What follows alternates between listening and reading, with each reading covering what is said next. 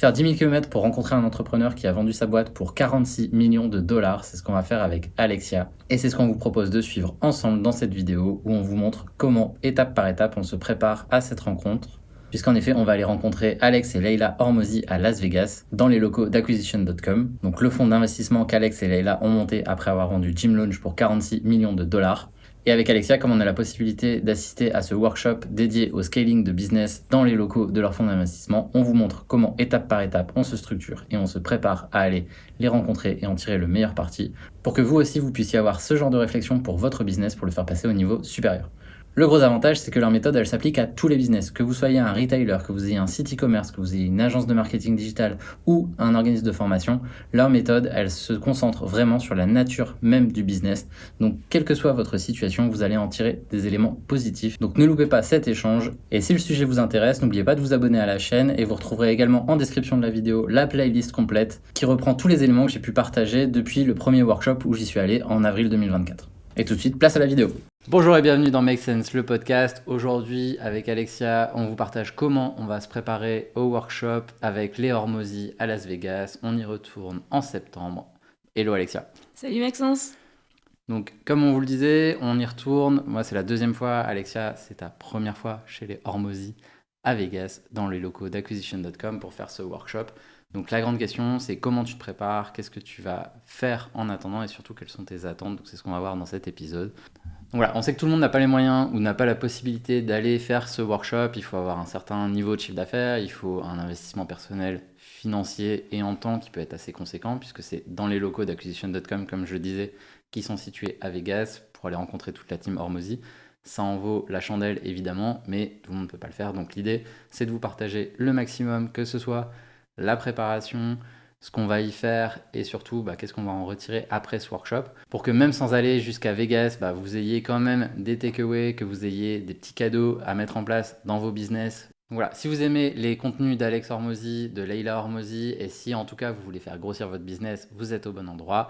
On va partager ça ensemble. Donc Alexia, déjà la première question c'est tout simplement pourquoi tu vas chez les Hormozi faire ce workshop?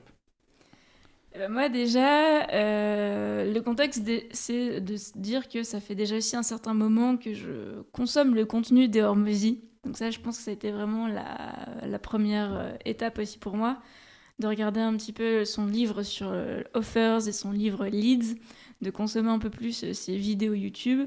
Et après aussi, de décaler aussi vers les contenus de sa femme, Leila Hormozi. Parce que Leila, elle a énormément aussi à apporter plutôt en vision interne, business, la gestion des équipes. Et c'est vrai que quand toi tu y es allé, on a vu le gain en interne, tout ce que ça t'a débloqué comme sujet, ce que ça a pu aussi nous apporter au sein de l'agence pour la faire grandir. Et c'est vraiment que maintenant, avec Mavericks, j'aimerais aussi qu'on aille sur ces niveaux-là et qu'on commence à les enclencher tout simplement, que tout arrive tranquillement dans l'engrenage. Ouais, parce que du coup, pour recontextualiser, on est associés tous les deux sur Mavericks, donc qui est une boîte qui historiquement faisait de la formation, on va appeler ça comme ça, des formations Google Ads, des formations en email marketing et surtout du coaching de marketeux. Ça a complètement switché aussi quand je suis rentré de Vegas, ça avait déjà bien entamé à ce niveau-là. Comment toi tu vois les choses en termes d'évolution? Hormozi pousse beaucoup tout ce qui est school depuis qu'il a mine de rien, investi pas mal d'argent, je crois, dedans. Il y a un truc là-dedans qui a été déminé de ton côté avec Offers, donc le bouquin d'Alex Hormozi, $100 Million Offers, sur le fait de créer des offres irrésistibles, qui est un terme qui est un peu galvaudé aujourd'hui, mais ça reste le fondamental du marketing, c'est de créer une offre que les gens sont prêts à acheter. Ça avait bien changé. Comment tu peux nous faire la rétrospective de comment ça avait twisté dans ta tête le moment où tu t'es dit il faut arrêter de vendre des formations one shot, un peu en mode infopreneur, des formations que les gens consomment de manière ultra passive. C'est quoi le switch et comment surtout tu l'as mis en place? Ouais, c'est vrai que nous, historiquement, du coup, c'était vraiment une société, une entreprise où on faisait de la formation avec vraiment chapitre 1, introduction, etc. On avait vraiment le truc très classique et finalement très français. Et moi, quand j'ai commencé à ouvrir sur le contenu des Hormozy, c'est que j'ai un peu changé de mindset. Et je pense aussi c'est le constat que tout ce qui est stress scolaire, moi, ça m'emmerde, mais à un point le plus haut possible. Par contre, là où moi je suis un peu challengée, un peu titillée, c'est quand même on va passer même par de la gamification. Et je trouve aussi qu'il y a cet effet quand tu sais qu'il y a d'autres personnes autour de toi qui partagent des points similaires ou que toi tu as réussi à surmonter et que eux à surmonter tes pain points. Il y a un effet un peu communautaire qui pouvait arriver. Et donc c'est là où je me suis dit, mais moi aujourd'hui je propose des formations. Je sais que le contenu il est là. Alors par contre, merci Google de mettre à jour absolument tous les 6 mois son algo et que notre contenu il est obsolète. Je pense que ça a été aussi le point où on s'est dit, on a à peine le temps de créer le contenu à valeur que en fait Google change déjà et on dit des choses qui ne sont plus d'actualité parce que Performance Max, d'un seul coup, je sais pas, il y a une nouvelle stratégie d'enchère qui est disponible, Dimension c'est pareil. Enfin, c'était vraiment embêtant et on passait plus de temps à refaire du contenu finalement un peu déjà existant qu'à vraiment en faire du nouveau et à sortir de ça. Et on est vachement seul quand on fait une formation. Et moi, je dis toujours, on est tous à acheter énormément de formations, que ce soit de solopreneurs, d'infopreneurs, je sais pas quoi preneurs. Mais le seul preneur qu'on fait pas, c'est le preneur de temps pour vraiment la suivre, cette formation. Ouais, et puis tu as le truc où, comme tu dis, on a l'impression d'avoir suivi la formation parce qu'on l'a acheté, mais pour autant, on n'a pas absorbé les compétences. Et même absorber les compétences, c'est qu'une partie du taf finalement. T'as pas d'échange souvent avec le formateur dans ces trucs-là. Et la vraie difficulté, c'est comment tu mets ça en place au quotidien. Et c'est quel est un peu le next problème que la formation doit résoudre, mais qu'elle ne résout pas parce que c'est une formation figée en général. Ouais, c'est ça, et tu sais que t'as l'espace de commentaires, mais qu'en fait, c'est pas participatif, et finalement, les gens ont ta formation, ils vont avoir regardé 10% de la première vidéo, ils vont te poser des questions alors qu'ils ont même pas terminé une vidéo, ils ont même pas vu le module précédent, parce qu'ils ont switché entre les modules, parce qu'ils prennent pour acquis un certain niveau de connaissance que finalement, ils ont peut-être pas. Et c'est toujours bien aussi, même si on a ce niveau de connaissance, de repartir des bases, notamment pour notre métier, c'est avec des bases saines qu'on avance dans le projet. Et donc, enfin, vraiment, on part de ce constat-là où finalement, moi, je me retrouve à proposer quelque chose et vendre quelque chose auquel je ne crois plus. Et ça va vraiment, c'est pas dans mes valeurs. Parce que si moi-même, je veux pas consommer ce contenu-là, je me dis qu'une majorité de personnes ne veut pas le consommer non plus. Et donc, c'est là où je me suis dit, il y a quelque chose à changer. Donc le livre Offers d'Ormozzi avait commencé un petit peu à débrider. On se rend compte que c'est le high value ticket. Il y a quelque chose autour de ça, la construction de son offre, la rendre irrésistible, travailler sa lifetime value, voir aussi son coût d'acquisition, comment tu redéveloppes autour de ça. Mais en fait, c'est que aujourd'hui le constat, il est très clair aussi, c'est que vaut mieux passer énormément de temps et d'efforts à construire une offre et peu d'efforts marketing à le vendre derrière. Parce qu'il y a la value, s'il y a la valeur, ça va se vendre tout seul. Que mettre beaucoup d'efforts marketing pour un produit de piètre qualité, si c'est pas complètement une daube, quoi.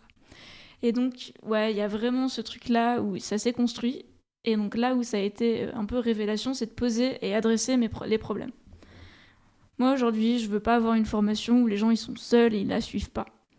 Donc je me suis dit, il y a une espèce d'idée de communauté qui se passe derrière. Fort heureusement aussi, c'est un peu la mode LinkedIn qui est poussée en ce moment, c'est que tout le monde crée ses formations, tout le monde crée autour d'une communauté, on voit School, on voit Cycle qui se développe énormément. Donc on voit qu'il y a un modèle et qu'il y a une demande aussi qui va se construire. Et c'est là où on se dit que nous aujourd'hui, c'est que ça doit prendre un virage 360 déjà sur ce format-là, mais pas pour faire comme tout le monde finalement non plus. Parce qu'aujourd'hui, les formations, on te vend une formation qui doit répondre à une niche. On s'adresse vraiment à une niche. Sauf qu'en fait, moi, je fais des appels d'onboarding. Il me dit « Ouais, mais j'ai acheté la formation d'un tel et d'un tel et d'un tel. » Et au final, moi, j'ai toujours mon problème. Et ça, c'est pareil, c'est pas viable non plus.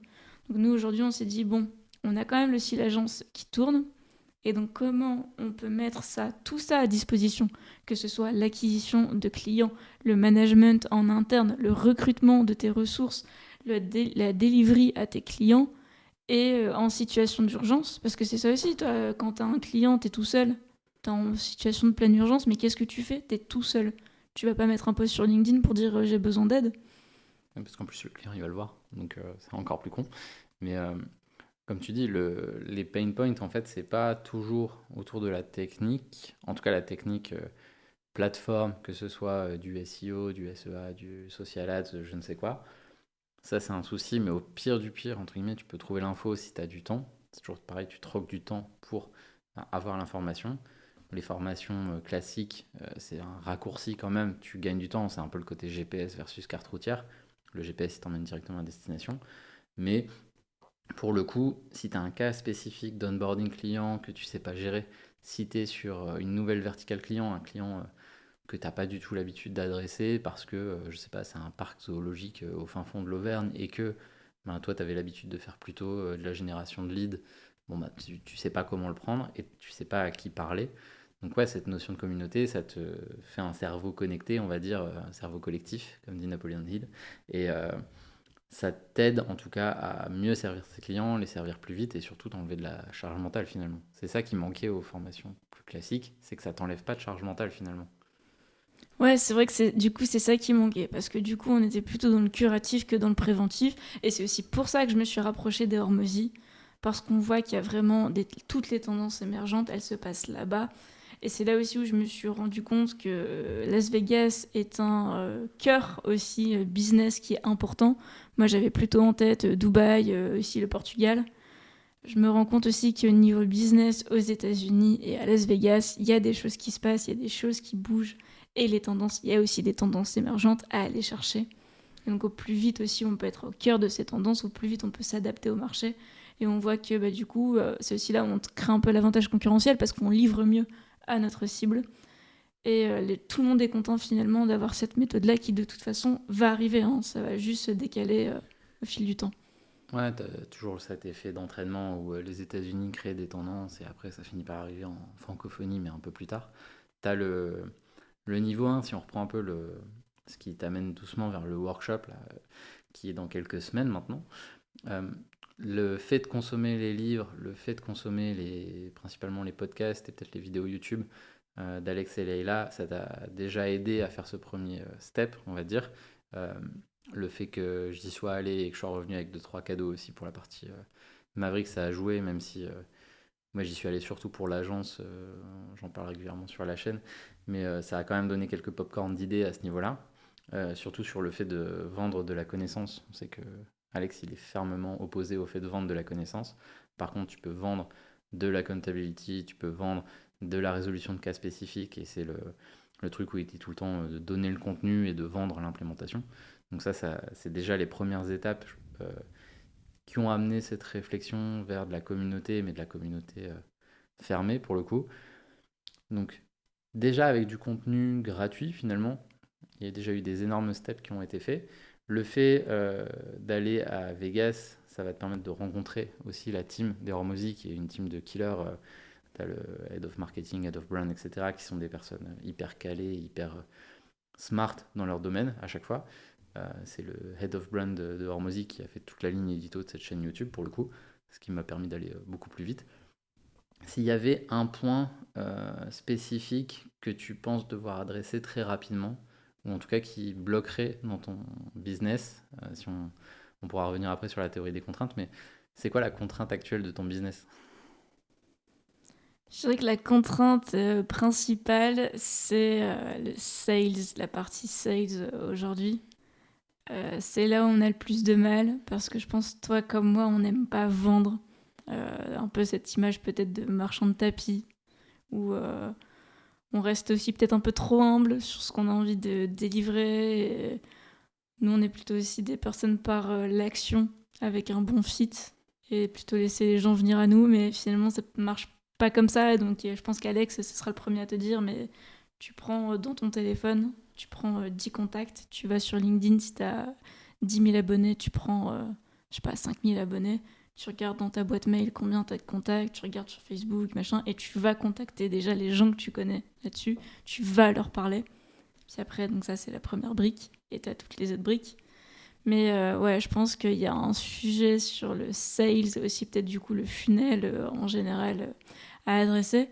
Là, on s'est énormément focus sur l'offre. On sait que maintenant l'offre est là, ça commence à prendre, nos contenus commencent aussi à être là. Mais du coup, il y a la partie là où la money, quoi, qui doit s'adresser. Ouais, c'est un peu le sujet qu'on avait côté agence. Moi, je m'étais fait challenger par l'équipe Hormozy, notamment par le managing director, là, Neil, et par le head of sales, Jacob.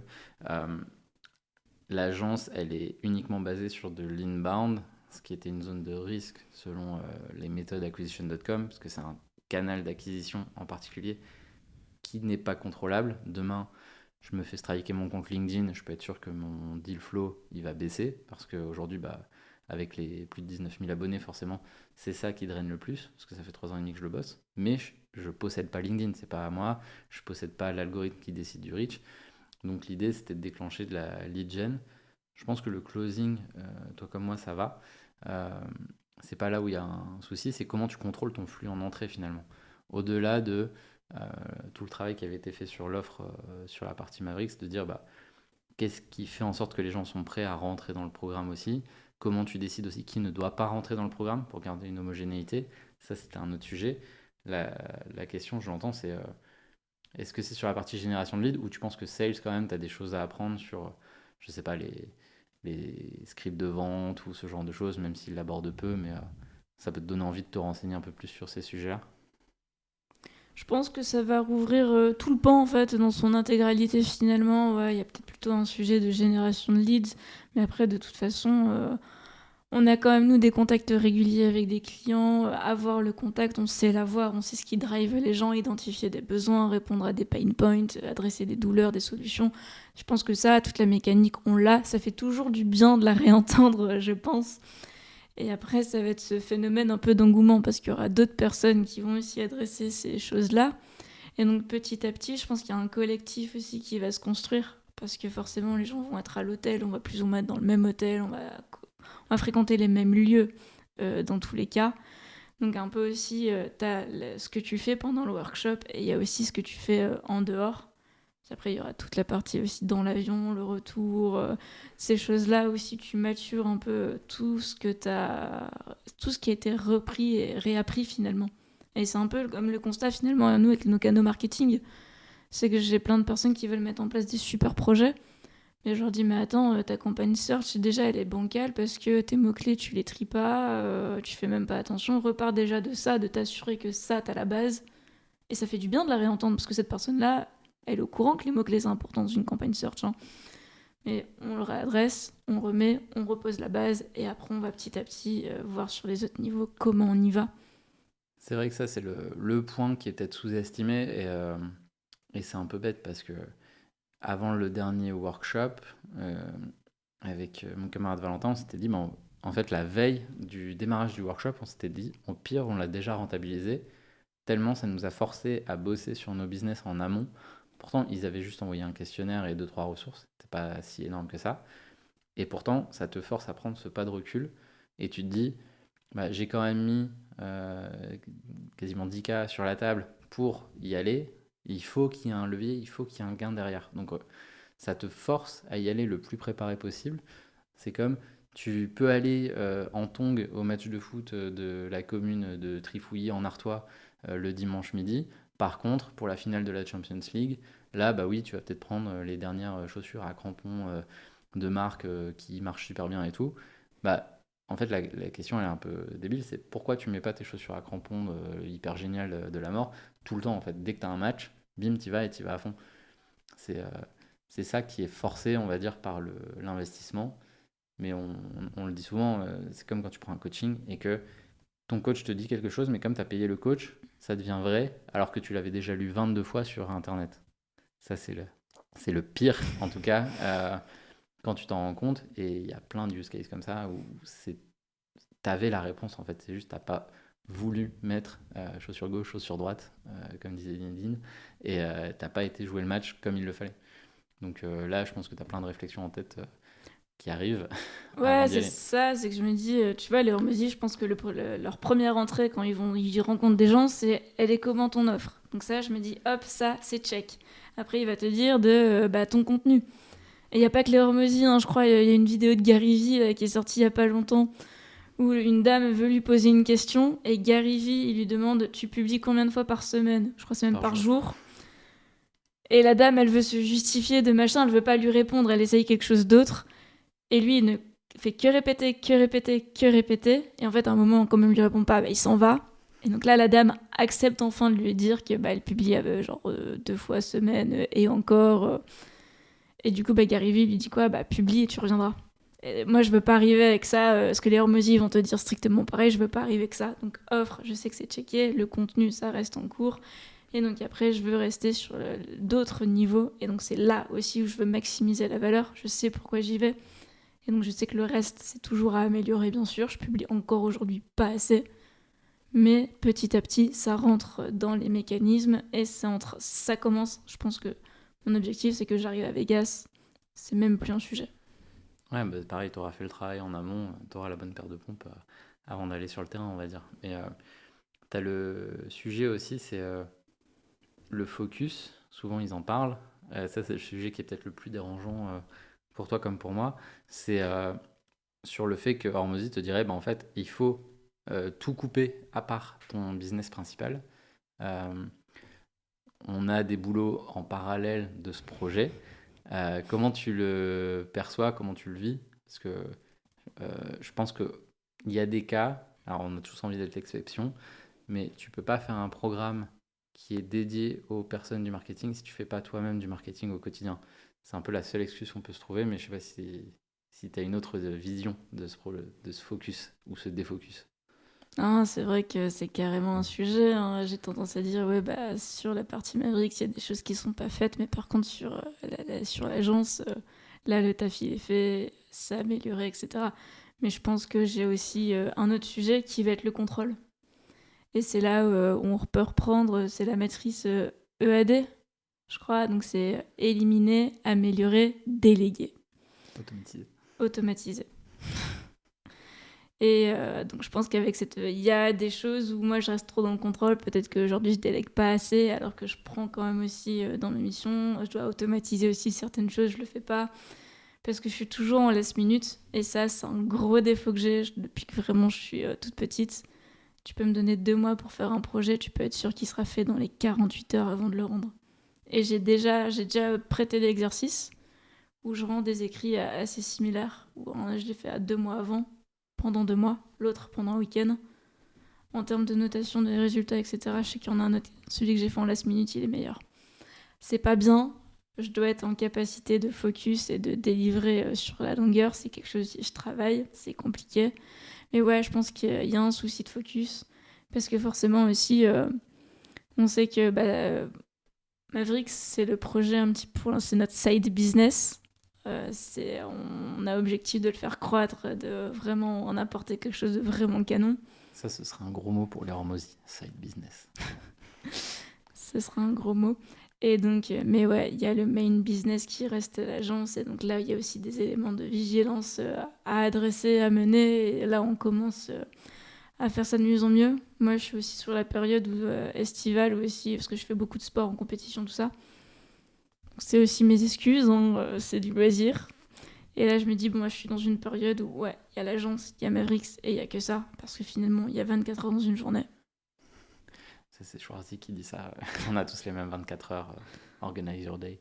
Mais finalement, le contenu aussi du programme, je pense qu'il serait beaucoup moins pertinent si on n'était pas sur la réalité du terrain. Parce que c'est ce que tu vois aussi en général sur...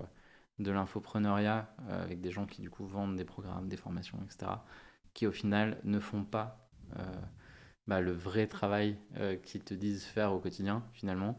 Tu prends l'exemple de certains infopreneurs dans le dropshipping, c'est le pire univers je crois, qui génèrent des revenus non pas via le dropship, ou qui n'en génèrent plus parce que l'âge d'or il est quand même derrière, mais qui génèrent un flux financier considérable en vendant des formations. Donc en fait, tu as ce côté vendeur de pioche pendant la ruée vers l'or, qui est un truc qui n'est pas sexy selon tes critères et mes critères non plus.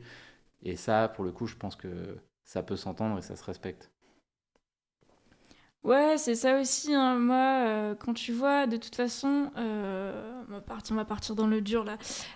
Quand tu dois vendre quelque chose, tu veux le pitcher. Donc tu le pitches, tu as quelques minutes pour convaincre. Et dans toutes les meilleures practices, peu importe qui on te dit, hein, on te dit déjà le premier truc c'est tu as ta niche, tu as ton offre, ensuite tu viens le pitcher et surtout tu viens mettre un use case et tu viens mettre un chiffre. Bah ouais, mais en fait là si t'es encore en train de me sortir des chiffres de Facebook Ads alors qu'il n'y avait pas encore l'iOS 14 et tous les control privacy qu'on peut avoir maintenant, et que tu es en train de me dire que tu as des retours sur investissement qui délirent avec des quelques centimes de coûts d'acquisition, je dis mais mon gars, là ça fait 20 ans, t'as pas mis les mains dans un compte, qu'est-ce que tu es en train de me parler? Et en fait je pense que moi, je décrédibilise la personne en face de moi si je me rends compte que ça fait un certain temps qu'elle est plus dedans en fait. Parce que tu te dis, mais comment elle peut te parler des nouveautés, des bêta-tests. Il y a des choses où je dis, mais ouais, et c'est un peu comme nos profs universitaires. Des fois, je me disais, j'ai souvent avoir eu tendance à préférer les intervenants, ceux qui étaient dans leur business, qui prenaient le temps, parce qu'ils parlaient de la réalité du marché aujourd'hui. Là où on avait des profs qui, sur bonheur la chance, ça faisait une année qu'ils étaient sortis. Mais il y a beaucoup de profs, ça faisait 20 ans qu'ils étaient sortis du business, et ce qu'ils sont en train de te dire en cours, tu le vois bien de toute façon avec l'intervenant, c'est totalement décorrélé. Ouais, tu vois que c'est pas mal le syndrome du prof d'université finalement, respect à eux quand même, mais tu le vois avec ce syndrome du polycopier des années 90 où au final il n'a jamais été changé. Ça marche pour certains profs quand c'est des concepts qui ne changent pas, je pense, genre des concepts sur l'économie, sur la psychologie, sur le marketing fondamental en tant que tel. Par contre, le souci du web, et c'est là où on retrouve tout ce qui va être les mots-clés de l'infopreneuriat, hein, mais tout ce qui va être le dropshipping, le SMMA, les formations en général sur le copywriting, sur l'IA, les machins. En fait, ça bouge très vite, ça bouge trop vite pour avoir le temps même de faire une photo. Donc, tu peux pas vendre quelque chose comme une vérité historique, ou en tout cas, ça va être une vérité historique pendant quelques semaines, quelques mois éventuellement, mais après, ça va être déprécié forcément. Et du coup, ce côté rester au contact du terrain, je pense que c'est nécessaire, effectivement, vu le type de produit.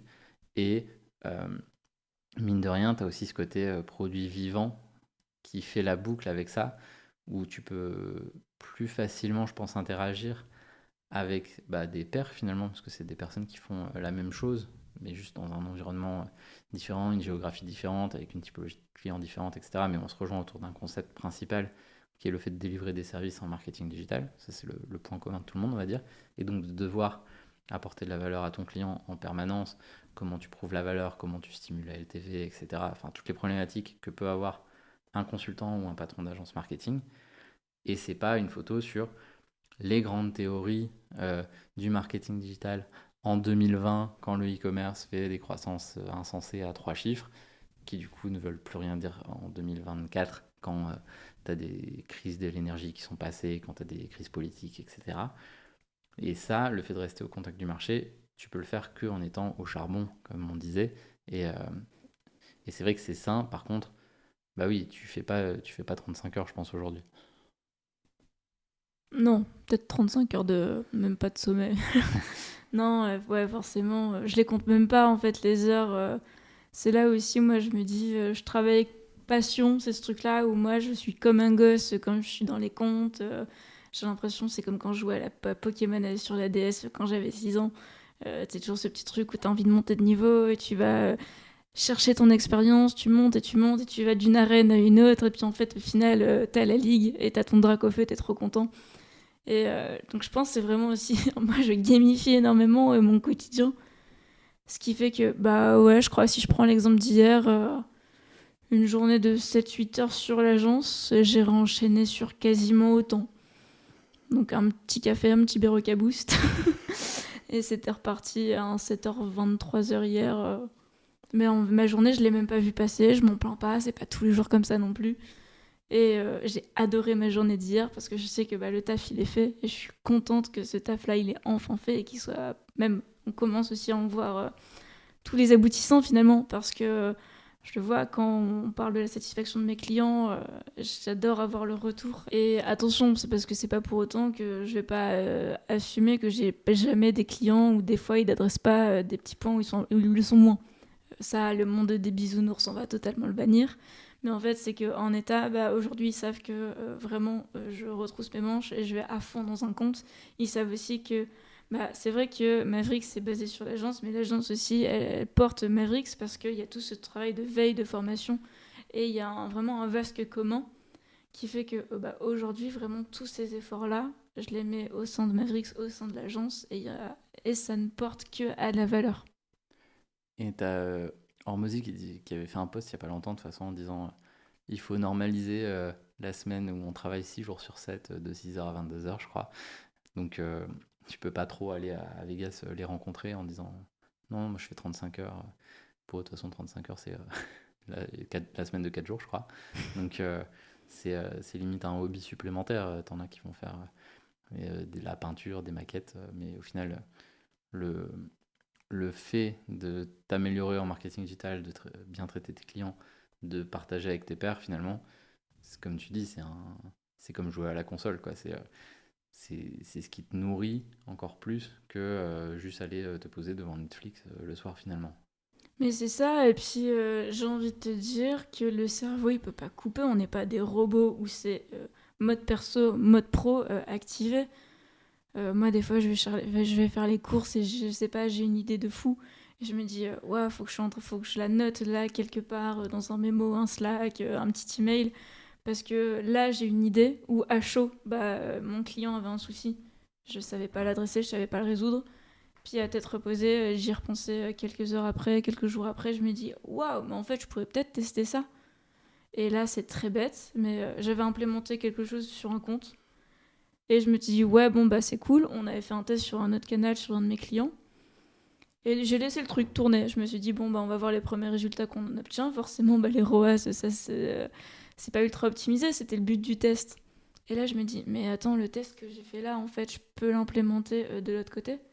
Et ça, c'est pas un truc que j'ai pensé entre 9h midi et 14h 17h. J'y ai pensé un samedi en train de manger des sushis devant Netflix, je sais même plus ce que je regardais. Et là, je me suis dit, wow, l'idée, elle est là. Et j'étais comme un gosse. Franchement, je m'étais même dit, quitte, est-ce que même là, ce que je coupe, ce que je suis en train de faire là, comme ça, je l'implémente tout de suite. Et comme ça, dès lundi, en fait, je peux déjà voir les premiers résultats. Et après, j'ai dit, bon, on va quand même en parler, en discuter, et remettre en place ça, ça peut attendre au moins demain. Et on a remis ça à lundi. Mais le truc, il a cartonné tout de suite. Ouais, finalement, tu as des périodes de décantation, mais tu t'arrêtes jamais d'y penser. C'est comme quand tu vois une ad, une pub qui marche et qui t'interpelle. Tu te dis, si ça m'a interpellé, c'est que c'est intéressant. Tu prends la capture d'écran, tu la mets dans un doc et tu y reviens après. Mais tu t'arrêtes jamais de penser marketing, parce que le marketing, il est tout autour de nous finalement. Donc c'est assez sain. Il y en a qui diront que c'est pas sain du tout de jamais couper. Mais on est sur des métiers, je pense, où tu ne peux jamais couper. C'est comme les personnes qui travaillent avec le comportement humain. Dès que tu vas rencontrer des humains, tu ne pourras pas t'empêcher d'avoir certains réflexes où tu vas utiliser finalement ce que tu fais dans ton quotidien, mais pour quand même, je pense à la facilitation par exemple, tu vas pas couper dès que tu as fini ta journée de travail, tu vas pas couper ça et d'un coup devenir un odieux connard et parler mal aux gens parce que tu fais plus preuve de facilitation du tout. Donc c'est des choses qui te suivent même dans ton quotidien. Et si je reviens juste sur le workshop, tes attentes, ça va être le premier où tu y vas. Pour le coup, on disait que le focus c'était plutôt sur les sales finalement. La partie marketing, tu l'as bien bossé. On l'a bossé aussi à deux sur une partie du projet. La partie offre et contenu de l'offre, c'est là où toute l'énergie elle avait été concentrée au début. Un peu cette logique de créer un bon produit, tu l'as dit, plutôt que de mettre de l'énergie sur le marketing, en partant du principe qu'un bon produit se vend tout seul, entre guillemets, ou en tout cas il a besoin de beaucoup moins d'efforts marketing. Et mine de rien, on va aussi rencontrer le DRH, enfin, le Head of Recruitment de chez Hormozy. Pour le coup, on s'était dit, il n'y aura jamais d'autres salariés sur cette structure-là. Est-ce que tu penses que rencontrer les Hormozy, c'est quelque chose qui peut remettre ça en cause? Mais forcément, parce que en fait, aujourd'hui, je pense que tu peux pas dire que tu veux limiter ton business. Dans ces cas-là, autant même pas le créer. Et en fait, au bout d'un moment, on n'est que deux. Et il y a 24 heures, 7 fois dans la semaine. Enfin, il y a 24 heures dans une journée. Il n'y a pas 26, il n'y a pas 28. Qu'au bout d'un moment, on a 48 heures dans une journée tous les deux. On va avoir besoin d'aide aussi. Pourquoi ? Parce que à faire tellement de tout, moi j'ai tendance à dire qu'on ne fait rien. Et c'est aussi là où tu commences à faire des bourdes et les clients ils sont pas contents et tu commences à en perdre. Ouais, donc là aujourd'hui j'ai pas envie de recruter, mais je pense aussi parce que il y a un sujet de recrutement dans la majorité. Quand je vois chez les annonceurs, chez les agences, le recrutement là aujourd'hui il est compliqué. On a souvent des erreurs de casting comme on peut les appeler et elles te coûtent. Et je pense que le coût financier, c'est même pas le plus important, c'est le coût mental. Parce que tu prends un coup au moral quand tu te dis waouh, mais là je viens d'investir en une personne et en fait ça va pas du tout. Et tu sais que bah, tu dois prendre la décision. Tu sais que c'est la meilleure possibilité pour toi de te de mettre fin à la collaboration avec cette personne-là. Et ouais, c'est jamais les sujets sympas, mais je pense que là aujourd'hui c'est pas le sujet parce que on arrive encore à faire le taf à deux, on sait qu'on y arrive, on se fait accompagner, on n'est pas non plus juste à deux. Il y a des externes aujourd'hui qui nous aident, on est très content qu'ils soient là pour nous accompagner aussi. D'ailleurs on les remercie. Et par contre, ouais, moi je peux pas te dire que non on ne recrutera jamais parce qu'en fait ça veut dire que je veux pas porter le business au plus haut possible. Ce serait une croyance ultra limitante, effectivement. Après, le débat souvent sur le fait d'embaucher ou de passer par des prestats, c'est quelque chose que moi j'avais pas réussi à porter ce débat-là avec des Américains parce qu'en fait eux ils n'ont pas du tout le même marché du travail, on le sait. Donc eux sur ce qu'ils appellent les contractors, donc c'est les freelances quoi, en gros avec qui tu vas bosser. Pour eux c'est vraiment une variable d'ajustement sur quand t'as pas besoin d'un temps plein et que tu n'arrives pas à recruter sur cette partie-là. Mais pour eux c'est des vases communicants, c'est-à-dire que t'avais un besoin d'une ressource, tu vas la chercher. T'en as plus besoin, tu la sors. C'est pas la bonne, tu la sors. Euh, Hormozy invite d'ailleurs, surtout sur la partie sales, c'est-à-dire en 7 jours, la personne, tu sais si elle va rester ou pas. Donc il y a un marché de l'emploi qui est beaucoup plus violent, effectivement. Là, pour le coup, le fait de faire appel à des externes, c'est pratique aussi en variable d'ajustement sur des périodes de projet. Là, ça reste une période de lancement. Maintenant, comme tu dis, peut-être demain, effectivement, avoir des nouvelles personnes pour gérer les calls hebdo de la communauté, pour répondre aux commentaires des personnes sur la communauté school, euh, potentiellement rajouter aussi des modules, etc., avoir quelqu'un qui a plus de temps. Euh, c'est vrai que ça pourra faire sens. Après, c'est quand on sera au plafond de notre côté, j'ai envie de dire. Et en même temps, Hormozy te dirait, bah non, si tu crois en ton projet, embauche tout de suite 10 personnes et fais le jeu total et mise tout, fais skin in the game et t'y vas à fond. Donc c'est vrai que là, il y aura sûrement un sujet et on va voir si ça se débloque en allant à Vegas et en papotant avec les gens, à mon avis. Ouais, et il y a ce sujet-là aussi de se dire que c'est les États-Unis. Une personne en interne se vire aussi facilement qu'une personne en externe, ce qui est pas du tout le cas en France. Mais après, ça, il n'y a pas de débat là-dessus. C'est la façon dont deux pays différents travaillent professionnellement avec les lois du travail. Mais c'est de se dire que du coup, bah, est-ce que Hormozy aurait été prêt à autant investir en interne aussi parce que les externes, ils ont d'autres clients aussi. Toi, tu as envie que ton externe soit focus pour toi. Donc, la meilleure solution sur le papier, c'est un interne. Est-ce que Hormozy aurait recruté 100 personnes au début de son business en sachant qu'ils ont 3 semaines de période, un mois de période d'essai, on va dire 2 mois. Lui, tu sais qu'il te les vire au bout d'une semaine si vraiment ça va pas. Mais je pense qu'il aurait énormément plus modéré là-dessus ses propos. Oui, parce que du coup, il faut pas qu'il y ait des gens qui végètent non plus. Donc ça, c'est un autre sujet. Mais en tout cas, oui, il y a un moment, il faudra sûrement muscler le programme. Ça peut arriver plus vite que prévu et on verra. Quand tu vois les retours des personnes qui avaient bêta-testé le programme, tu vois que le recrutement, c'est mine de rien une zone de douleur. Tu as des personnes qui se posent beaucoup de questions. Pourquoi aussi? Parce que quand tu as une agence marketing, les deux façons que tu as d'adresser et de délivrer tes clients, ça, enfin, tu en as trois. La première, c'est de livrer toi-même, mais tu peux pas scaler ce modèle-là parce qu'on est contraint par le temps. C'est ce que tu disais sur le fait d'avoir que 24 heures dans une journée. Donc ton temps de dirigeant d'agence n'est pas scalable, en l'occurrence. Au contraire, il faut suivre ce fameux process là, donc, que tu évoquais à nouveau, éliminer, automatiser, déléguer. Mais la partie de délégation, il y a deux façons de faire quand tu es dirigeant d'agence. C'est soit d'embaucher, soit de sous-traiter. Le sous-traitant, le problème qu'on voit souvent sur les agences qui sous-traitent, c'est que le sous-traitant, il va d'abord servir ses propres clients sur lesquels il marge mieux, il est en frontal, donc il a plus le risque de réputation, etc. Et donc le sous-traitant, en général, ça va être cette variable d'ajustement si tu n'arrives pas à délivrer en tant que tel. Mais le meilleur moyen, quand même, en tout cas mon parti pris, ça reste de recruter parce que tu es en contrôle de la delivery client et donc tu peux contrôler les livrables, tu peux contrôler les personnes qui vont délivrer. On ne parle pas de contrôle managérial ou quoi que ce soit, mais juste tu as une façon de gérer la delivery qui est complètement différente. Mais effectivement, tu as ce souci où en France, tu as juste la période d'essai et après, tes pieds et poings liés quasiment avec la personne.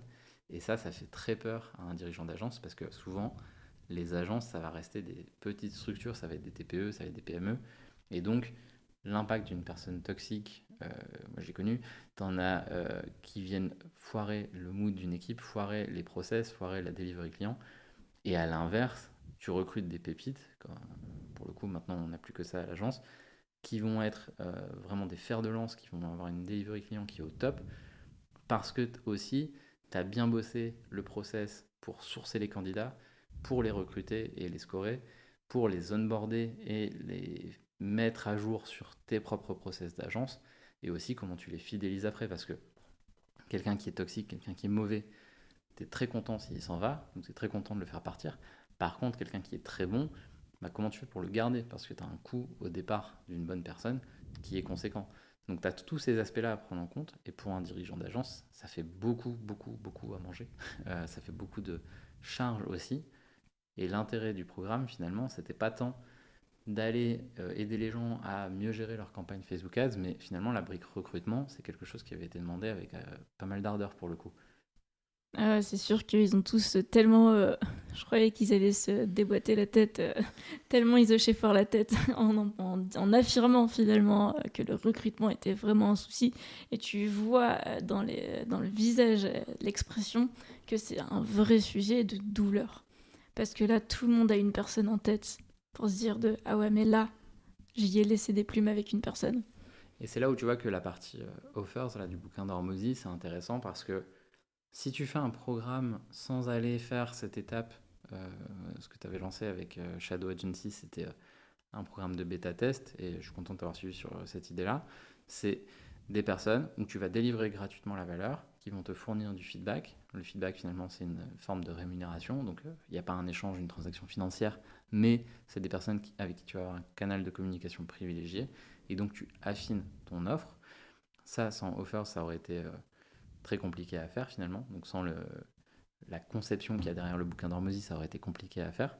Et surtout, si tu vas pas à la rencontre de ton marché, si tu vas pas chercher quelle est la douleur que les gens ont, ça aurait pu être complètement en décalage. Et finalement, c'est un peu ce qui se passait quand on vendait des formations à plat, j'ai envie de dire, avec du e-learning classique. Comme tu retrouves encore, mine de rien, dans la majorité de l'infopreneuriat français, ça reste une bonne partie des formations à plat comme ça en e-learning. Les communautés, tu le disais, ça commence à prendre. Il y a beaucoup de gens qui passent sur le format bootcamp, qui a beaucoup de limites, je trouve, où tu as des espèces de cohortes et autres, et même pour la personne qui crée ça, c'est compliqué. Mais le fait de revenir aux basiques finalement du marketing, c'est quelque chose qui peut être quand même game changer quand tu fais une offre. La grande question qui vient après, c'est de dire, est-ce que tu n'as pas peur que aller parler à nouveau de cette offre avec la team Hormozy, est-ce que tu n'as pas peur que ça vienne rechanger des éléments fondateurs de Shadow Agency? Ça peut, mais la seule conviction en fait, c'est qu'il faut pas en avoir. Après, par contre, faut pas se laisser influencer parce que, en fait, au bout d'un moment, si tous les 6 mois on retravaille l'offre et on sait qu'on fait l'offre et pas les marketing efforts et qu'on vend pas, bah, en fait, c'est de la procrastination, quoi. On sait que là, quand même, on a été extrêmement vigilant sur le modèle de l'offre, ce qu'on allait apporter. Je pense qu'ils peuvent apporter des sources d'optimisation. Mais c'est le high ticket, il est déjà là. On ne part pas d'un low ticket qui va devenir un high ticket avec les Hormozy. Il y a déjà le high ticket qui est là. Il peut sensiblement évoluer. mais il évoluera pas de façon totalement drastique. Le modèle, on l'a, on est content, les gens sont contents, on a des retours qui sont juste incroyables. Et moi, j'ai tellement hâte en fait d'avancer, de voir comment justement ça va prendre et comment l'engouement aussi, parce que enfin, vraiment, il y a quelque chose qui s'est créé là et j'y crois énormément. Donc tu penses qu'il va y avoir des ajustements, mais c'est vrai que déjà le fait d'être passé sur un modèle d'abonnement, je pense que ça ils vont apprécier. Parce que dans les deux modèles, de toute façon, qui sont valorisables par acquisition.com, tu as celui de la récurrence, donc un achat récurrent, ou un achat réoccurrent. Le réoccurrent, je prends toujours la métaphore, c'est le paquet de pâtes, tu le manges, tu dois en racheter un, tu réachètes un paquet de pâtes. La récurrence, c'est l'abonnement Netflix, l'abonnement à la box internet, c'est tous les mois, ça sort et c'est comme ça. Donc t'en as d'autres, c'est la salle de sport, c'est tous les ans, etc. Alors, moi, il parle beaucoup des salles de sport. C'est les deux seuls modèles qui, selon eux, sont valorisables économiquement. Si tu fais des achats one shot, comme c'était le cas avec nous, quelqu'un qui vient acheter la formation en email marketing, il prend aussi éventuellement la formation Google Ads. Bon, il y a peu d'upsell potentiel. Et donc, c'est un business qui n'est pas pérenne, même pour les gens qui l'ont acheté, puisqu'à un moment, ça va être déprécié. Tu as beau dire on va mettre à jour à vie, etc. À un moment, économiquement, tu ne peux plus, parce que tu es en constant chase, donc tu es en chasse constante de nouveaux clients, et tu crées un peu un système, c'est pas du Ponzi, mais tu réduis petit à petit ton marché total adressable, le TAM, Total Addressable Market, qui est un autre concept assez fort chez Hormozy. Et donc le fait d'être passé déjà sur une communauté school, bon c'est school en plus donc ils vont apprécier, mais le fait d'être passé en abonnement, je pense que ça ils vont bien aimer pour le coup. Et la question derrière c'est comment tu surdélivres par rapport au prix de l'abonnement. Ça c'est un sujet où peut-être ils vont titiller un peu pour être sûr, parce que pour eux il n'y a pas un échange juste valeur-prix ISO 1 pour 1. Pour eux généralement il faut que tu surdélivres. Donc est-ce que tu penses qu'ils vont titiller là-dessus? Est-ce que tu vois déjà des pistes pour continuer à surdélivrer? Ouais, c'est vrai que parce que en fait, ça va revenir un petit peu peut-être sur le sujet de la formation. C'est que les gens, quand ils achètent un abonnement, les premiers mois, ils sont dedans à fond. Le premier mois, je suis sûre, où tu as eu Netflix, tu as poncé une partie du catalogue qui est importante. Là où de toute façon maintenant tu te dis que tu le couperais pas parce que un coup de temps en temps, quand t'as un petit peu de temps quand même, tu vas regarder le dernier épisode ou un film sur Netflix. En fait, te dire, bah, si tu regardais 10 épisodes par jour le premier mois, tu vas peut-être maintenant regarder un épisode toutes les semaines. Et donc là, tu vois qu'il y a une perte d'engouement. Et peut-être que bah, si Netflix, parce que c'est ça aussi qu'ils font après, c'est qu'ils augmentent leur prix. Et toi, au bout d'un moment, tu vas dire, ouais, bon, bah là, j'arrête. Et tu sais que c'est mort, on t'a perdu.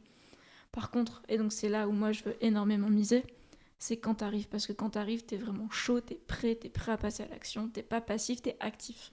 T'as décidé d'acheter, t'es acteur de tes propres changements, t'es acteur de tes résultats.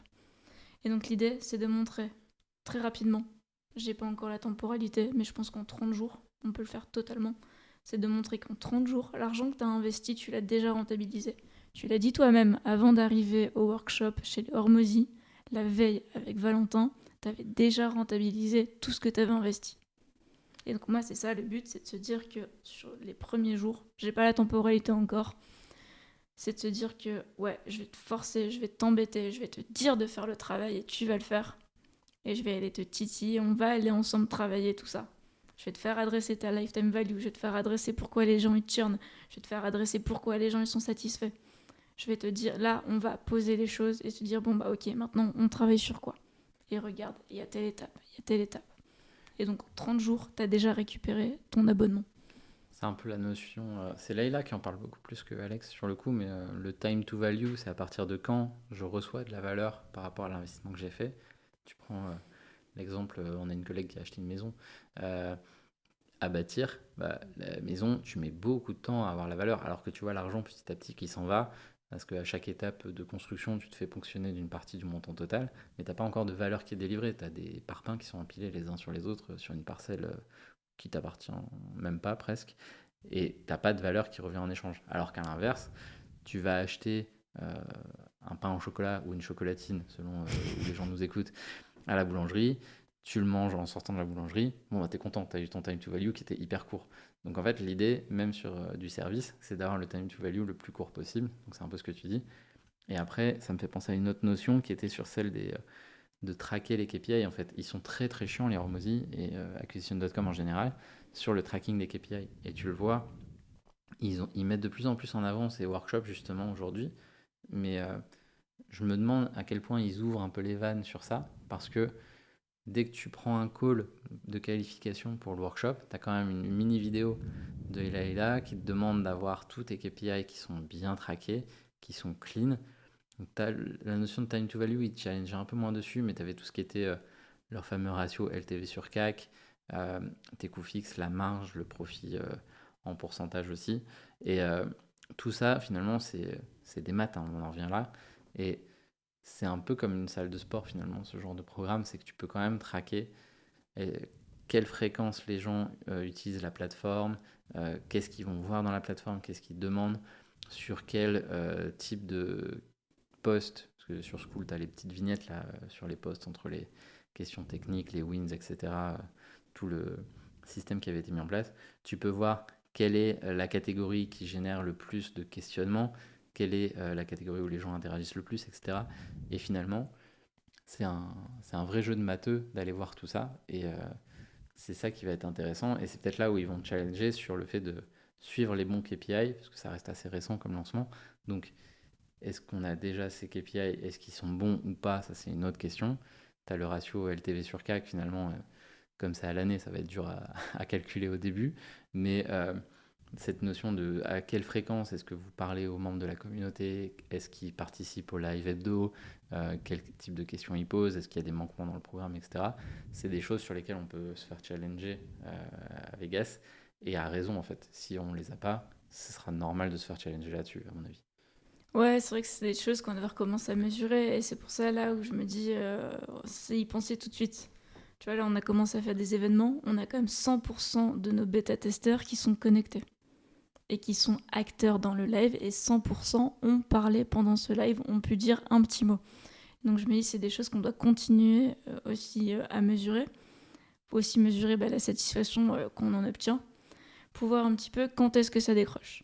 Donc là, je me dis, bon, déjà, il y a un certain engouement qui est fait, c'est qu'on a 100% des gens qui se sont connectés, avec quand même des personnes qui étaient sur un autre fuseau horaire, assez conséquent pour le coup.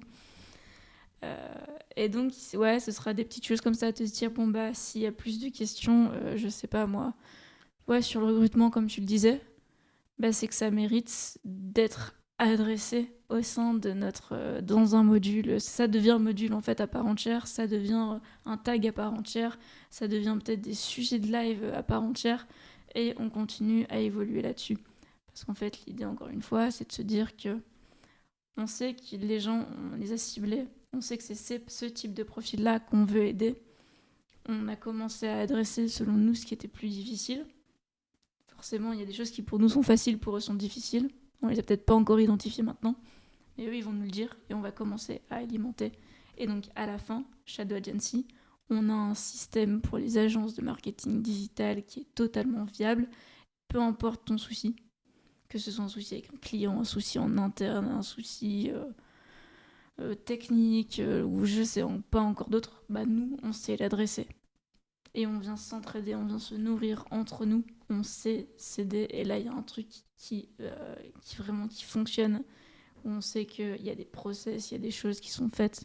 Et quand il faut repartir des basiques aux basiques, bah, je viens de te dire qu'il faut repartir des basiques aux basiques aussi. Et c'est le truc assez intéressant, c'est de dire le concept d'agence, entre guillemets, et de base arrière des opérations, un peu en mode état-major, où tu fais toute ta stratégie et tu déploies le plan de bataille finalement. C'est là où est la valeur du sujet.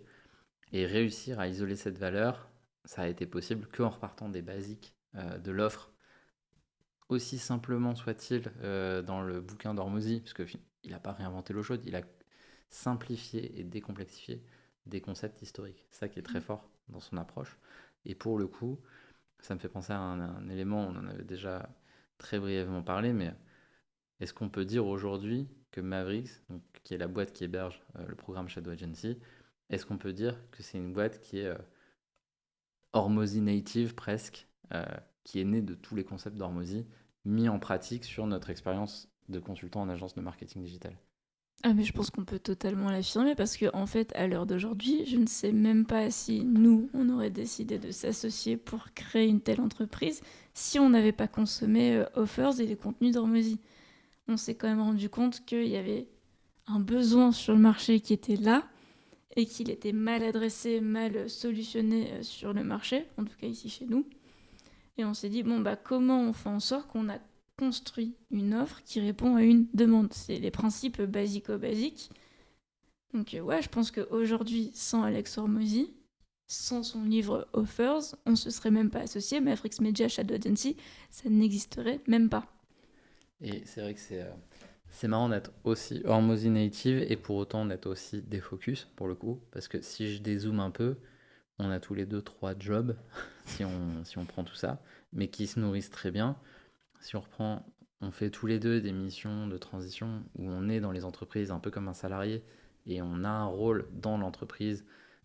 C'est tous les deux en e-commerce pour l'instant, avec une boîte où on gère soit l'acquisition, soit tout le marketing, soit une partie du e-commerce, qui vient nourrir finalement l'agence de manière positive, puisqu'on comprend les problématiques terrain, puisqu'on y est au quotidien. Donc ça permet de mieux servir les clients en mode agence et cabinet de conseil. Cette agence et cabinet de conseil qui nous donne les clés et les process pour répondre aux problématiques des consultants et des agences, qui vient nourrir finalement Shadow Agency et toute la partie formation, que ce soit formation du coup un peu plus métaphysique avec le recrutement, la façon de délivrer un client, les onboarding clients, etc., qui sont ultra processisés. Ok, très bien. Et du coup, cette brique-là qui sert aussi de veille technique où on va aller se former sur les nouvelles techniques Google Ads, sur des nouveaux tests qui peuvent arriver, sur des nouveaux canaux CRM qui peuvent arriver, que ce soit du WhatsApp ou ce genre de choses. Ok, très bien. Qui vont nous donner du grain à moudre quand on retourne sur le terrain dans nos boîtes e-commerce où on fait nos missions en management de transition. Et donc, c'est un cercle vertueux qui est quand même assez complet, même s'il est triplement défocus.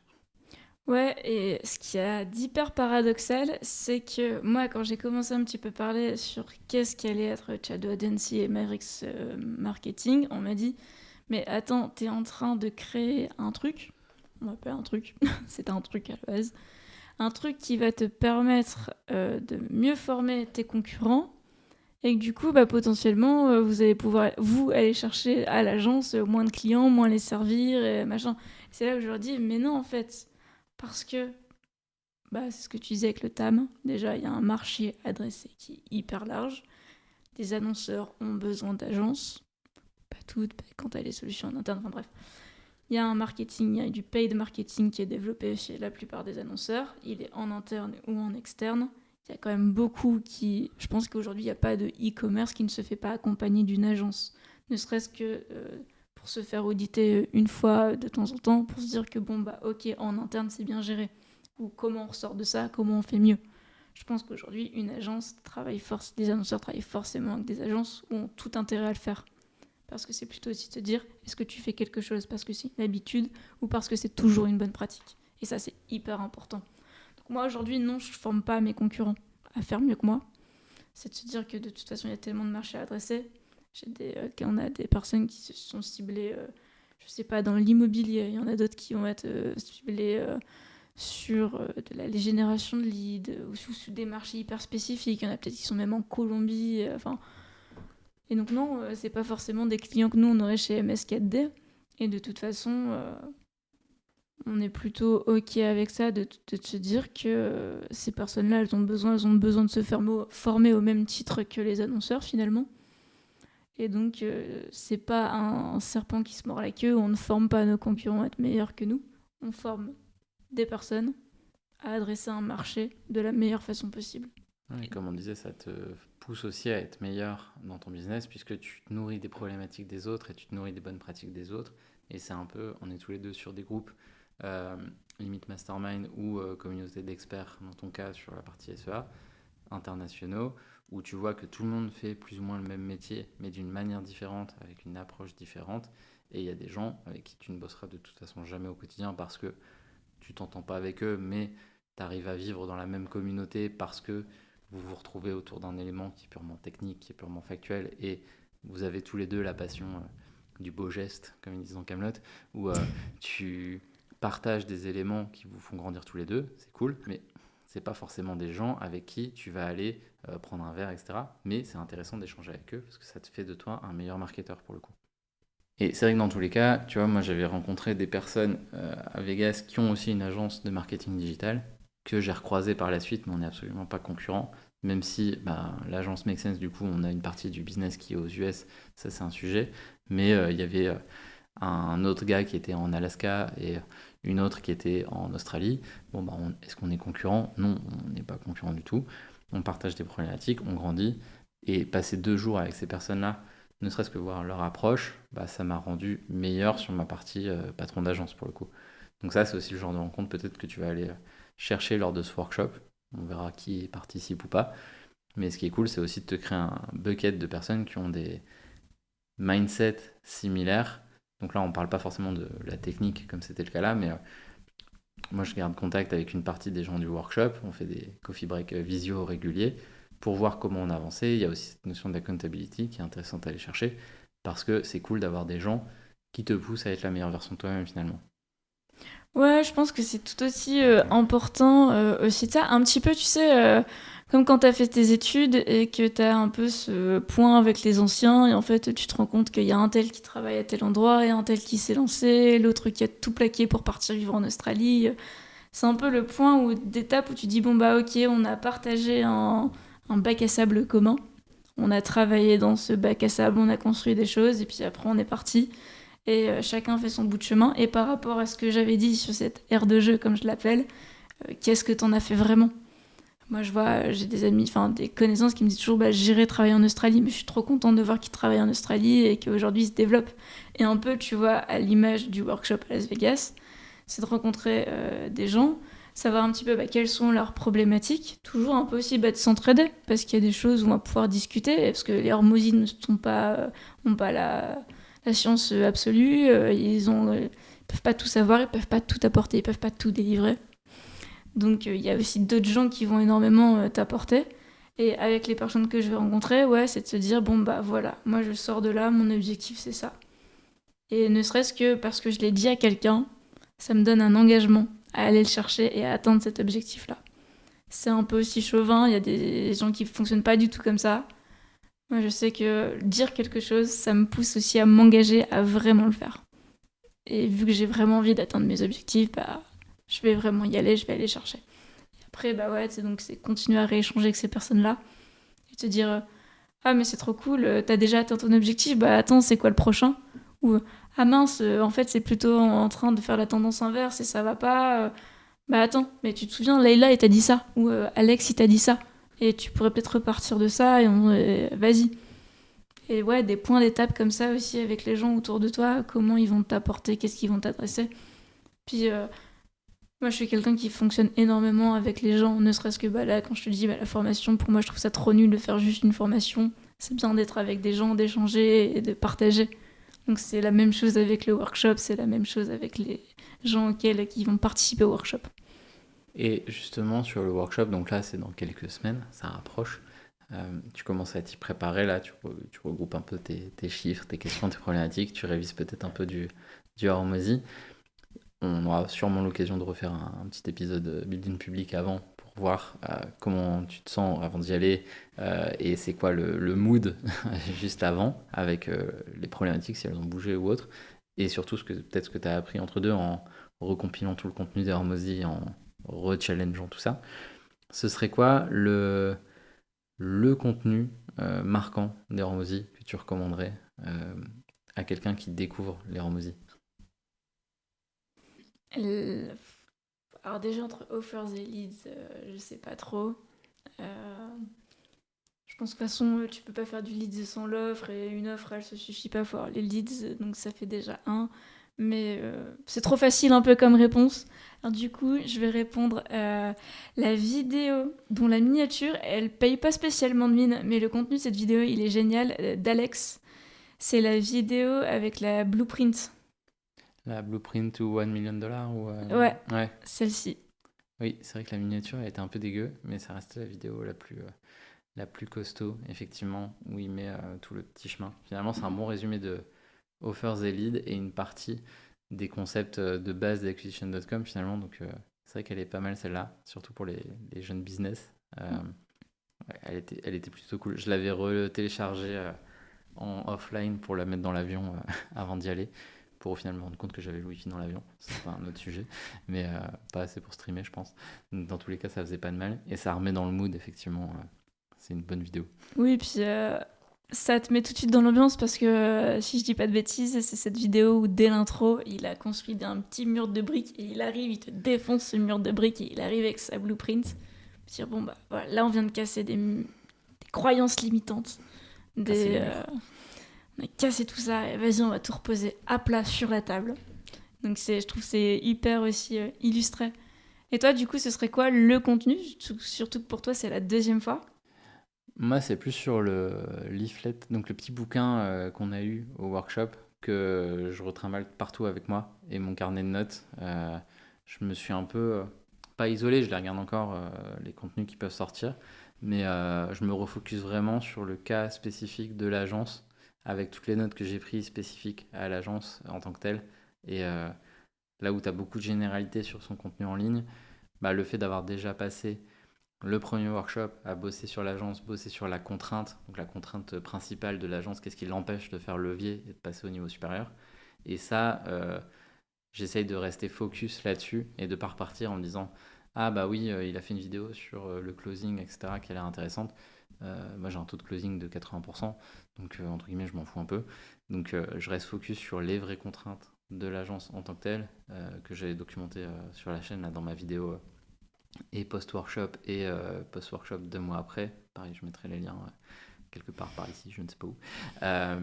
Mais je reste focus sur les résultats, enfin les notes de ce petit carnet qui pour moi est hyper précieux, que j'ai déjà recopié en digital, mais je garde le petit cahier et j'attends de pouvoir bosser une V2 là-dessus avec beaucoup d'impatience. Et en tout cas, ce qui va être très cool, c'est de faire ce petit point d'étape juste avant d'y retourner pour voir. Là, j'avais mon bilan à 2 mois post-workshop. Je vais sûrement en faire un post-3 mois parce que ça va très très vite finalement. C'est là où tu vois que quand tu réduis les délais d'exécution, étonnamment, ça passe. C'est un peu ce que tu disais sur 2 mois ou 48 heures. Bah, finalement, ce qui est intéressant, c'est d'avoir une date où tu t'arrêtes, tu regardes les choses, quitte à en reprendre une autre où tu bosses une V2, une autre où tu bosses la V3 et ainsi de suite, plutôt que d'avoir ce délai de 2 mois où il se passe rien dans tous les cas. Et ça te force en fait, si tu dis bah je le fais pour demain, je le fais pour après-demain, etc. Ça te force à avoir des points d'étape intermédiaires, à avoir des versions intermédiaires qui font grandir le projet. Donc pour le coup, la version 3 mois après, je pense que je vais la faire. Et ce qui est intéressant, à mon avis, c'est la version juste avant d'y aller, avec toutes les avancées et toutes les attentes finalement qui peuvent rester, même en y ayant travaillé pendant 4 mois. Parce qu'entre les deux, il y aura eu 4 mois quasiment tout pile. Donc voir l'écart déjà entre les deux, qu'est-ce que ça a donné, quels sont les impacts, ça je pense que ça va être assez intéressant et ça devrait être assez intéressant pour être partagé sur YouTube. Ouais, et, je trouve aussi que c'est un peu cet effet de le contenu en général, hein, que ce soit tes posts sur LinkedIn, les vidéos sur YouTube, les podcasts, enfin, peu importe tes contenus en général. Je trouve ça trop bien de se dire que bah, ils sont là et ça fait un peu un espèce de petit journal intime où quand tu vas revoir tes premières vidéos YouTube, tu dis ah mais ça je l'ai amélioré et ça je l'ai amélioré et mes posts LinkedIn là je vois bah, de toute façon aussi c'est traduit parce que j'ai 10 fois plus de likes. Tu vois aussi que petit à petit à quel point toi tu grandis et ça fait aussi justement je trouve que c'est peu ce truc de journal intime de continuer de tout documenter et c'est vrai que c'est ultra important.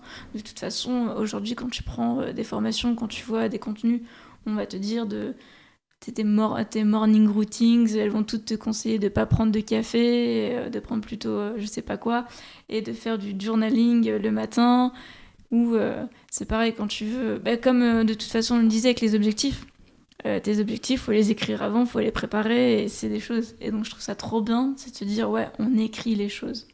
Mais c'est là où c'est intéressant, c'est que à mon avis, tu as un souci sur l'écriture d'objectifs en général tel que c'est compris. Et tu vois, quand j'ai commencé YouTube, je regardais un peu ce que disaient Ali Abdaal, qui est un gourou YouTube américain, et toute la clique, les mecs de vidIQ, qui est une extension qui partage énormément de contenu sur comment bien gérer sa chaîne YouTube, etc. Le consensus général que j'ai vu sur ça, c'est de dire une chaîne YouTube, il faut rien en attendre avant 12 mois. Donc, un an, c'est très long, etc. On dit de prendre ton mal en patience, etc. Et quand tu vas chez les Hormozy, quand tu parles à Caleb, donc le Head of Brand, qui te dit non, en fait, c'est juste une question d'énergie que tu vas y mettre et de ligne édito. Et si tu es clair, si tu es puissant dans la façon de dérouler ton objectif, le temps et le délai, c'est pas ça qui va compter. Ce qui va compter, c'est la capacité à produire des bonnes vidéos, c'est le fait d'avoir écouté ton audience et donc de faire des vidéos qui répondent à l'audience. Tu vois, avant même d'avoir les retours Shadow Agency, moi j'avais déjà des vidéos sur les erreurs de recrutement et sur comment bien sourcer les candidats. Donc tu vois que c'est un pain qui était déjà adressé. En fait, quand tu parles à ton audience, étonnamment, ta chaîne elle grandit plus vite. Et tu vois qu'en 4 mois, j'aurais pu dire bah ok en fait whatever, je vais mettre un an, très bien. Mon objectif, c'est un an pour 10 000 abonnés et je sais pas quoi. Et en fait, tu vois qu'en 4 mois, là, je vais avoir atteint les 5 000 abonnés en partant de. Je devais avoir mes 7 abonnés historiques qui étaient juste des gens qui m'avaient trouvé, je sais pas comment. Et tu te dis, ok, en fait, si j'avais cru la croyance populaire, j'aurais perdu du temps, j'aurais perdu du délai, j'aime bien séparer les deux. Et je me serais dit, tant pis, je continue d'investir sur YouTube pendant un an. Mais non, j'ai focus à mort. J'ai produit, là cet été, je suis à quasiment 3 vidéos par semaine, avec certes des vidéos qui marchent parfois un peu moins, mais globalement les sujets parlent. Il n'y a pas que les sujets en musique qui parlent, mais tu vois les vidéos sur le recrutement, sur Google Ads, etc. C'est un socle qui est fort. Et je pourrais me dire, bah non, je publie une fois toutes les semaines, une fois toutes les 2 semaines, ou deux fois par mois, c'est pareil. Euh, et là, oui, effectivement, peut-être ça va prendre un an. Mais le fait de publier de manière intense, Hormozy, il est très fan de l'intensité, bah, c'est comme aller à la salle, en fait. Si tu vas à la salle 2 fois par mois, tu vas pas avoir des résultats magnifiques. Par contre, si tu fais tous les jours avec la même intensité et que c'est pas juste tu te mets sur le banc de muscu pour checker ton fil Instagram, bah oui, tu auras des résultats, en fait. Tu ne peux pas ne pas avoir de résultats si tu mets l'intensité et si effectivement des fois tu as une mauvaise posture, tu fais mal les exercices donc ça va pas marcher, mais c'est pas grave parce que tu auras compris, parce que ton corps t'aura envoyé des crampes ou YouTube va t'envoyer des vidéos qui flopent, bah tu ajustes et tu changes au quotidien. Donc c'est intéressant le fait aussi d'aller chez Hormozy parce que ça change tes objectifs et généralement c'est un des travaux, Valentin en avait parlé sur sa chaîne, c'est Hormozy m'a dit est-ce que mon business il est viable à x15. Et rien que ça, bah ok, tu dis pareil avec ta chaîne YouTube, est-ce que la chaîne YouTube elle est viable à x15, est-ce que l'agence elle est viable à x15, etc. Et tu changes de paradigme, tu changes d'objectif. Donc le fait d'aller les voir, ça te change cette notion d'objectif, c'est important de les écrire. Et c'est le truc intéressant, et c'est là où c'est cool de le remettre dans Shadow Agency, c'est que le fait d'être avec des patrons d'agence et des consultants qui en veulent et qui sont prêts à dépasser leur objectif, bah en fait c'est ça qui va aussi faire en sorte que tout le monde grandit, parce que si on accepte une moyenne médiocre, tout le monde aura des résultats médiocres. Si on accepte une moyenne plus haute que le reste du marché des agences marketing, par exemple, bah du coup, la moyenne du groupe est largement supérieure à la moyenne du marché. Et c'est ça qu'on va chercher. Et c'est le genre de comportement qu'on va chercher, à mon avis, à ce workshop. Oui, et je pense que tu vois, cette intensité, c'est de se dire aussi que c'est pas des résultats qui sont proportionnels, mais ça a même plutôt tendance à être exponentiel. Et c'est là aussi où Hormozy est très fan de mais fais-le même pas 10 fois, fais-le 100 fois. Et c'est vrai que bah forcément, c'est t'es très content de se dire mais waouh, tous ces efforts que j'y ai mis, ils ont payé. Le tout, c'est de se dire, c'est de mettre les efforts au bon moment. Finalement aussi, parce que si tu fais plein de vidéos YouTube et que derrière, tu as des autres choses qui vont pas bien dans ton business, c'est pas YouTube qui va tout porter, quoi. Donc c'est de se dire aussi, c'est à quel moment je peux mettre telle intensité sur telle chose. C'est aussi ça qui est très important. Et après, sur la médiocrité, on dit aussi beaucoup qu'on est la moyenne des 10 personnes qu'on côtoie.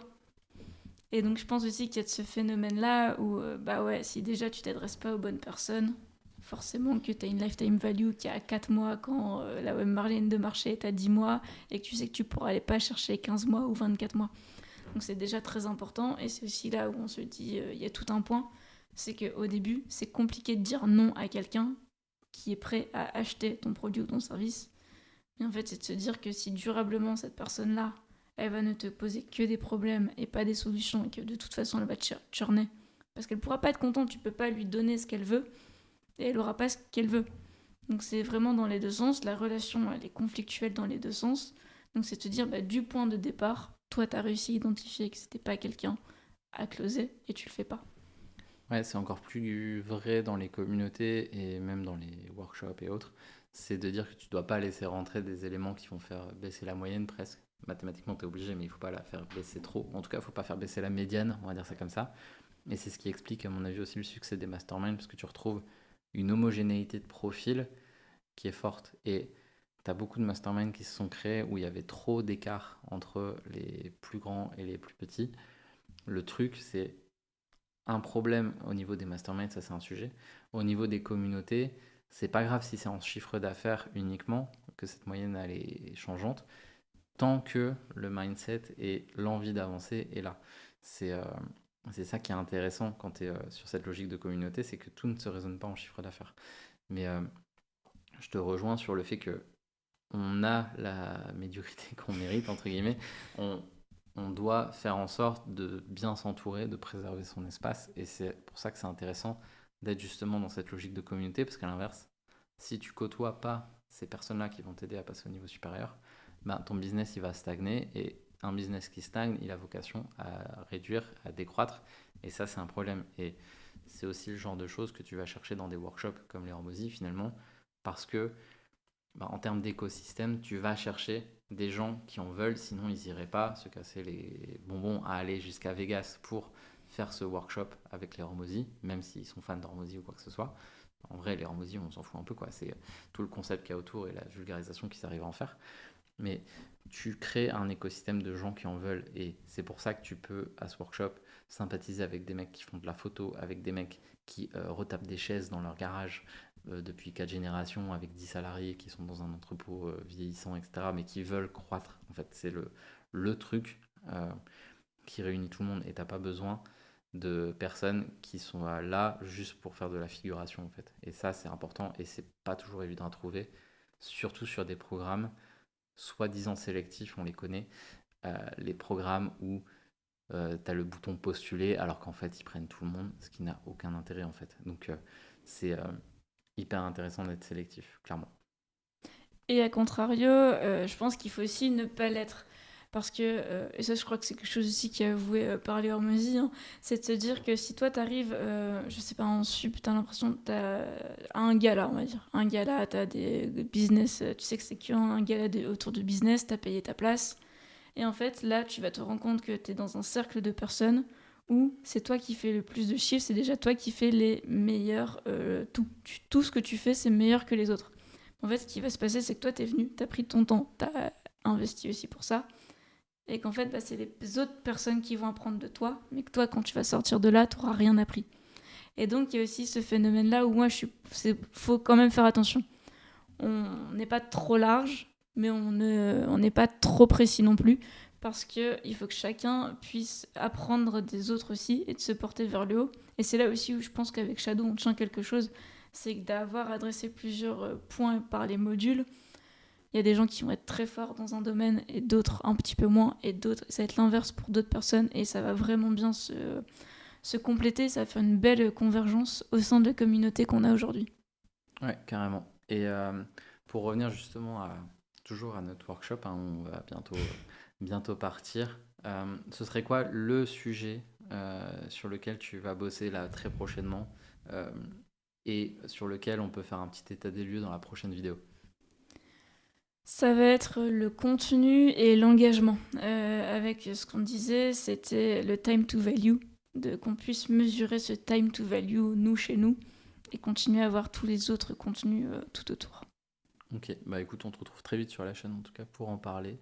Merci beaucoup Alexia d'être venue partager avec nous cette préparation physique et mentale du workshop chez les Hormozy. On se retrouve très vite sur la chaîne Make Sense en tout cas pour à la fois partager des éléments sur l'entrepreneuriat et sur le marketing digital comme d'habitude. Si vous avez aimé, n'oubliez pas de vous abonner évidemment pour ne pas louper les prochaines vidéos. Vous pouvez retrouver toutes les vidéos sur le building public du premier workshop Hormozy que j'ai fait en avril sur la chaîne. Il y a une playlist dédiée, on vous la met soit quelque part, soit dans les liens de la description de cette vidéo. Et si vous avez une agence de marketing digital, vous retrouverez aussi en description de la vidéo le framework du succès des agences que je partageais suite à ce workshop justement. Et si vous avez une boîte e-commerce ou de génération de leads qui fait du marketing digital, pareil, on vous accompagne. Vous avez des ressources en description de la vidéo. Il y a de quoi vous amuser et continuer. À très vite.